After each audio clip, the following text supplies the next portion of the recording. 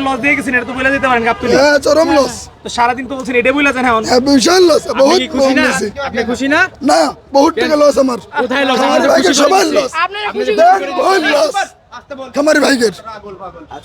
কিরকম লস হয়েছে আপনার? আমার পালতি বহুত টাকা খরচ তো, আমার 50,000 টাকা ক্যারিং ভাড়াই খালি কেন।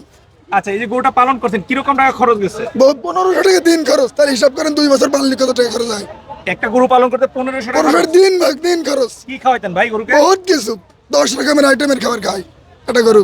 এমনি এটা তো গরু হয় না, যে কোনো গরু এলাকা খামারে এলাকা জিজ্ঞেস করবেন তো কয় রকমের খাদ্য খাওয়া তাই। আচ্ছা ভাই এই বলে আমি শেষ ভাই করছি। দাম চেয়েছিল কত বিক্রি করলেন? উনি দাম চেয়েছিল 9 লাখ। 5,20,000। 5,20,000 বিক্রি করলেন? জি আচ্ছা দাম চেয়েছিল কত উনি? উনি দাম চেয়েছিল 6 লাখ।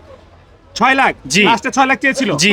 একটু আগে আমরা ভিডিও করেছিলাম ওইখানে লাস্ট বলে দিয়েছিল যে 6 লাখ হলে বিক্রি করবে। জি। আপনারা দরদাম করে কত দিয়ে নিলেন? আমরা দরদাম করে 5,20,000 দিয়ে নিয়েছি। 5,20,000। জি। আচ্ছা যিনি বিক্রি করেছেন উনি তো বলে যে লস হয়েছে, উনি কিন্তু আসলে খুশি না গরু বিক্রি করে। জি। আপনাদের কাছে কি মনে হয় যে আসলে লস হয়েছে বা আমাদের মনে হয় না ওনাদের লস হয় নাই।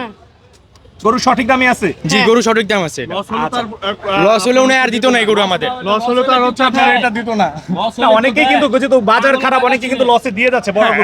এখন হচ্ছে যে বাজারের যে পরিস্থিতি, এই পরিস্থিতি অনুযায়ী তো ওনাদের এত দামে রেঞ্জে তো বিক্রি করতেও পারবে না না সেটা ঠিক সেটা আছে। বাজার দরেই তো হচ্ছে ওনাদের বিক্রি করতে হবে।